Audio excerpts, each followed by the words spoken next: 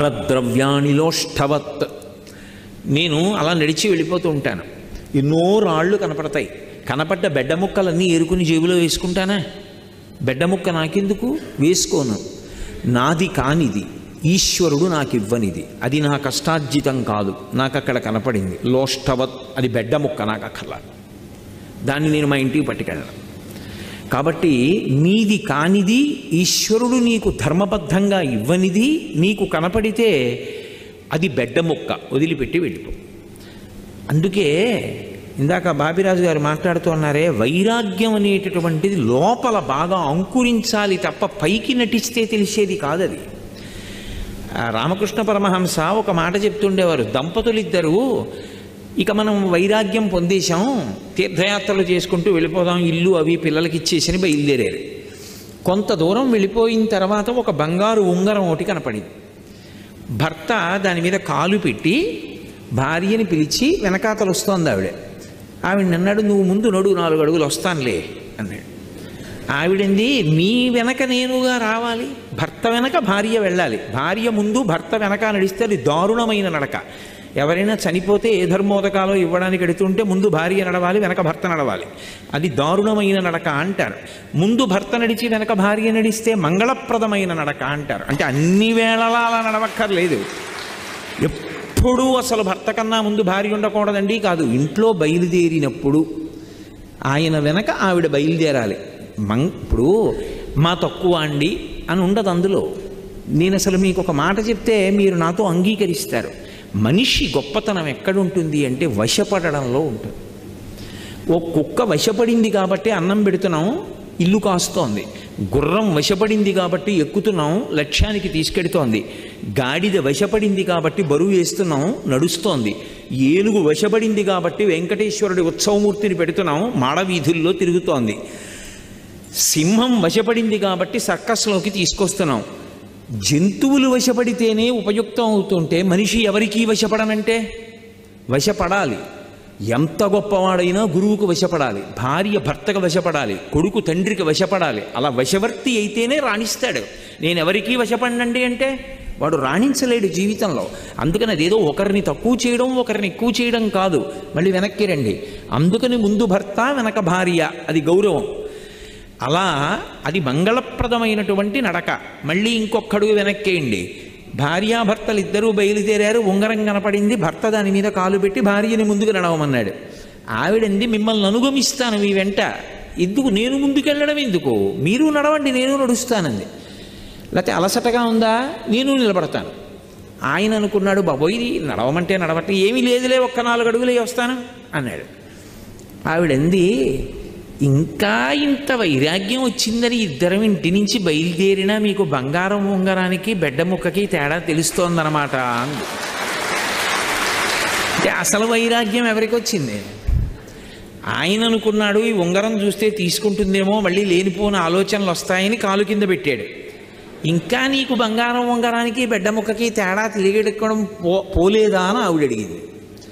అందుకని భావన సంపత్తి లోపల ఏర్పడాలి, ఆ భావన అంతా కూడా. కాబట్టి పరద్రవ్యాణి లోష్ఠవత్, నీకు అక్కర్లేనిది, అది నీది కానిది బెడ్డ ముక్కగా భావన చేయి. అలాగే ఆత్మవత్ సర్వభూతేషు, నేను ఆయన్ని కొట్టడం కాదు, ఆయన నన్ను కొడితే నాకెంత బాధ కలుగుతుంది, కాబట్టి నేను కొట్టను. నాకన్నా చాలా బలవంతుడు ఓ కర్ర పెట్టి నా మోకాల మీద కొడితే నాకెంత నిప్పెడుతుంది. ఓ కుక్క పిల్ల అంతే కదూ, అది కుక్క పిల్లని నేను మనుష్యుణ్ణని బలవంతుణ్ణని కర్ర పెట్టి నేను ఎందుకు కొట్టాలి? కాబట్టి ఆత్మవత్ సర్వభూతేషు యపశ్యతి సపశ్యతి, ఒక పని చేసే ముందు ఒకటే పరీక్ష పెట్టుకో, ఇది నాకు జరిగితే అదొక్కటే ఆలోచించు. ఇలా నాకు చేస్తే, నన్ను కొడితే, నన్ను తిడితే బాధ కలుగుతుంది, కాబట్టి అవతల వాళ్ళకి చేయకు. ఆత్మవత్ సర్వభూతేషు, నిన్ను ఇతర ప్రాణిలో చూసుకో, అది నీకు నచ్చితే చేసేయి. ఇలా అంటే బాగుపడడానికి ఉపయోగపడుతుంది అను, పర్వాలేదు. ఇలా అంటే అవతల వాళ్ళకి చాలా బాధ కలుగుతుంది అనొద్దు.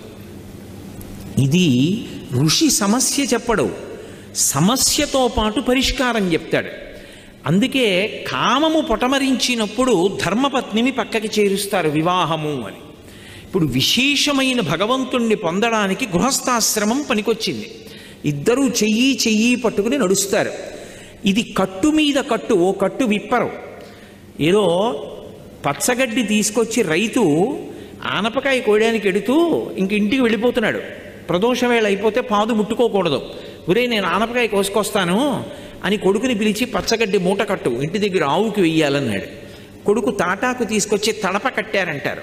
తడపలా చేసి పచ్చగడ్డి కింద నుంచి పెట్టి మోకాలు పెట్టి నొక్కి గడ్డిని గట్టిగా కట్టుకట్టాడు. తండ్రి ఆనపకాయ కోసుకుని కాళ్ళు చేతులు కడుక్కుని వచ్చాడు.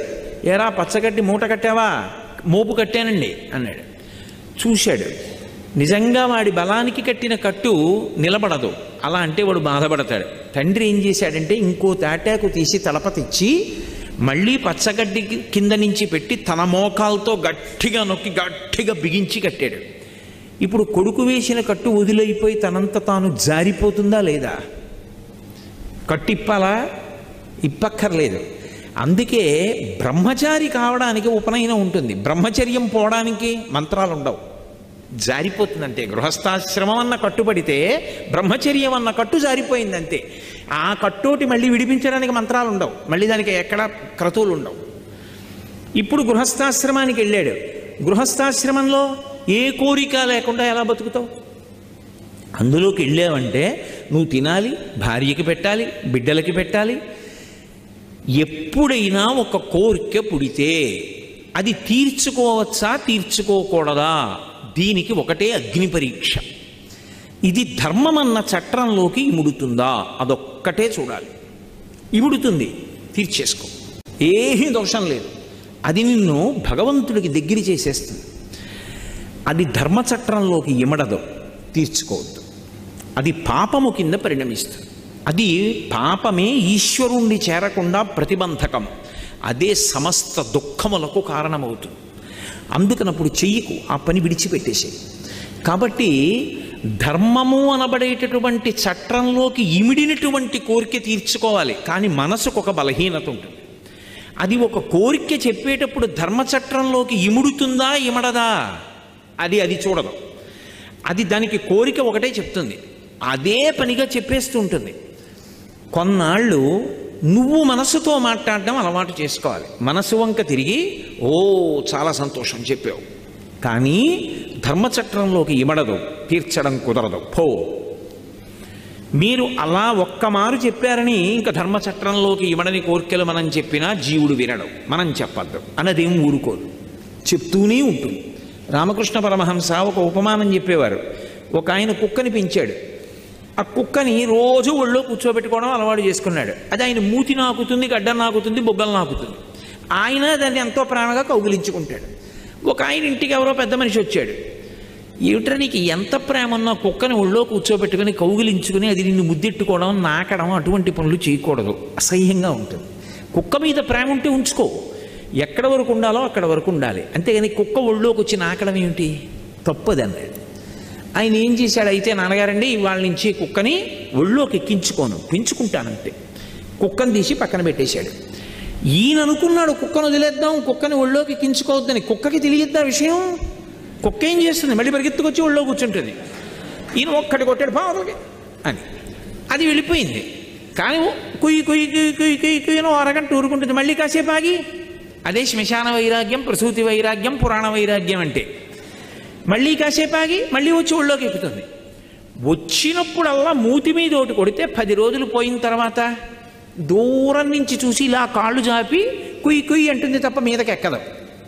కొన్ని కోట్ల జన్మల నుంచి మనసుకు అలవాటైపోయింది దాని ఇష్టం వచ్చినవన్నీ చెప్తూ ఉండడం. వింటూ పోతే నువ్వు బానిసవుతావు. వెనక్కి తిరిగి ఆగి ఆలోచించి జవాబు చెప్పడం అలవాటైందనుకోండి, ధర్మబద్ధమైన దానిని తీర్చుట కుదరదు. ఇదే మాట మనసు చెప్తూ ఉండగా కొంతకాలం అయిన తర్వాత సాధనలో మనసు ఏం చేస్తుందంటే అసలు ప్రతిపాదించదు. ఆయన వినడు, అనవసరం అటువంటి కోరిక. ఇప్పుడు మనసుని చంపకూడదు, మనసుని వశం చేసుకోవాలి. అందుకే శంకరాచార్యులు వారు కోతితో పోల్చారు. ఇప్పుడు నేను అలా వస్తుంటే ఓ కోతి ఆ మూల అలా పడుకుని ఉందనుకోండి, నేనేమంటాను? ఏమంటే పాపం దానికి ఒంట్లో బాగోలేదా ఏమిటి అలా పడుకుందంటాను. కోతి అంటే అలా ఆడుకుంటూ ఉండాలి, తిరుగుతూ ఉండాలి. ఎలా తిరుగుతూ ఉండాలి? ధర్మాన్ని పట్టుకుని తిరుగుతూ ఉండాలి. ధర్మం పట్టుకుని నువ్వు ఎన్ని కోరికలు కోరుకో, ధార్మికమైన కోరికలు. అంటే మీకు ఒక్క ఉదాహరణ చెప్తే పట్టేసుకుంటారు. నాకు చక్కెర పొంగల్ తినాలనుంది. ధర్మమా అధర్మమా? నేను గృహస్థుని, చక్కెర పొంగల్ తినాలని కోరిక పుడితే తప్పేమిటి దాంట్లో? కానీ నా కొరకోని వండుకుని తినేయకూడదు. మా ఆవిడ్ని పిలిచి, ఏమోయ్ రేపు పొద్దున చక్కటి చక్కెర పొంగల్ చెయ్యి అని దాన్ని తీసుకెళ్ళి వెంకటరమణమూర్తికి నైవేద్యం పెట్టి, పోనీ మీ ఇష్టం ఏ స్వామికైతే ఆ స్వామికి నైవేద్యం చేసి, దాన్ని నేను తినే ముందు మధుర పదార్థం కాబట్టి అది అవతల వారికి సంతోషాన్ని ఇస్తుంది కాబట్టి కొద్దిగా తీసి పక్కన పెట్టి, నేను చక్కెర పొంగల్ని ప్రసాదంగా కళ్ళకద్దుకుని తిన్నాను అనుకోండి, అది నన్నేమీ బంధించదు, అది ప్రసాదమైంది. ఇప్పుడు సరిగదా, నేను మధుర పదార్థం ప్రసాదం ఇంకొకరికి పెట్టాను కాబట్టి అది నా ఉద్ధరణకు కారణమవుతుంది. కాబట్టి ఏది ధర్మబద్ధమైన కోరికయో అది బంధించదు, ఏది ధర్మబద్ధము కాదో అది బంధిస్తుంది. ఇప్పుడు ధర్మబద్ధమై కోరిక ఉండాలి అంటే పరిశీలించుకోగలిగినటువంటి శక్తి మనకి కలగాలి. దానికే భక్తి అని పేరు. ఎందుకు నేను తీర్చుకోకూడదలా అంటే, అలా తీర్చుకోవద్దు అని పరమేశ్వరుడు చెప్పాడు. నేను ఆయన చెప్పినట్లు బ్రతుకుతాను, దానికే భక్తి. అందుకే పాశం పట్టుకుని మామూలు కోర్కెలన్న పాశాలు వద్దురా అని భక్తి పాశాలు వేసి దగ్గరికి లాక్కుంటుంది ఆవిడ. ఏ విధమైనటువంటి అధార్మికమైనటువంటి భావనలు లోపల నుండి పుట్టవు. కానీ దానికో చెల్లెలు ఉంటుంది, దాని పేరే క్రోధం. కోరిక తీరలేదనుకోండి కోపం వస్తుంది. కోపానికి గుర్తు అంకుశం. ఎందుకని? ఏనుగు చాలా గొప్పది, కానీ మావటికి ఎందుకు లొంగుతుంది? ఆయన మీద కూర్చుని అంకుశంతో దాని మస్తిష్కంలో పొడుస్తాడు. ఆ తల పోటు, తల బద్దలైపోయినట్టు ఉంటుంది, దానికి భరించలేదు. అందుకే అంకుశం అక్కడ పెట్టాడు అనుకోండి, దానికి ఎంత భయం. మీరు ఎప్పుడైనా పెద్ద పెద్ద దేవాలయాల్లో చూడండి, ఏనుక్కు ఒక లక్షణం ఉంటుంది, అది కదలకుండా ఉండలేదు. దాన్ని రెండు కాళ్ళ ముందు అంకుశం పెట్టి మావటి ఆ పక్కన కూర్చుంటాడు, ఎవరితోనో మాట్లాడుతుంటాడు. ఏనుగు కదలకుండా ఉండలేదు కదా, అది కదలాలి. ఎలా? ముందు అంకుశం ఉంది, అంకుశాన్ని దాటను కూడా దాటదు. దాటకుండా ఇలా తొండం ఇలా ఊపుతుంది అడ్డంగా, అయితే ఇలా ఇలా అంటుంది. కాలు మీరు ఎప్పుడైనా గమనించండి, ఏనుగుని కాలు ఎత్తుతుంది ఇలాగా, అంకుశం దాకా పెడుతుంది, మళ్ళీ వెనక్కి తీసేసి వెనక్కి పెట్టేస్తుంది కాలు. అంకుశం దాటి మాత్రం కాలు వేయదు. అంకుశానికి ఏనుగు లొంగిపోయింది. ఏనుగు ఎంత పెద్దదో ఒక్కసారి కోపం అంటూ వచ్చేయాలి, కానీ లోపల నుంచి, బయట నుంచి లోపలికి రాదు, లోపల నుంచి బయటకు వస్తుంది. ఇది వచ్చినప్పుడు ఏనుగంత ఉంటుంది. అసలు దానికి వశపడిపోయిన వాడిని, కోపంతో ఉన్నవాడిని ఫోటో తీసి వాడికి చూపించండి, వాడే తెల్లబోతాడు. ఇలా ఉంటానా ఇంత వికారంగానే? అంత భయంకరమైన స్థితిలోకి తీసుకెళ్ళిపోతుంది, మనిషిని ఆలోచించనివ్వదు, ఊపేస్తుంది. అటువంటి కోపం మనని పాడు చేయకుండా ఉండాలంటే అమ్మవారి పాదాలు పట్టుకోవాలి. అమ్మవారు ఏం చేస్తుందంటే ఇప్పుడు దాన్ని సాధన కింద మారుస్తుంది. ఎలా అంటే కోపము ఉత్తమ కోపంగా మారుతుంది. ఉత్తమ కోపంగా మారడం అంటే కోపం మీద కోపం వస్తుంది. ఇన్నాళ్ళు నాకు చాలా కోపం అండి అనేవాడు, ఇప్పుడు అంటాడు ఏమిటి నాకు ఈ దిక్కుమాలిన కోపం, అయిన దానికి కాని దానికి కోపమే, ప్రతిదానికి కోపడ్డమే, పైగా కోపం పోకుండా అలా గుండెల్లో తిష్ట వేసి కూర్చోవడమే. ఇంకా ఏమిటి స్థితి? చిచి, నేను ఈ కోపం విడిచిపెట్టాలనుకుంటాడు. ఇప్పుడు కోపం మీద కోపం ఎందుకు వస్తుందంటే అమ్మవారి అనుగ్రహం వల్ల ఆ జాడ్యం వదిలిపోతుంది.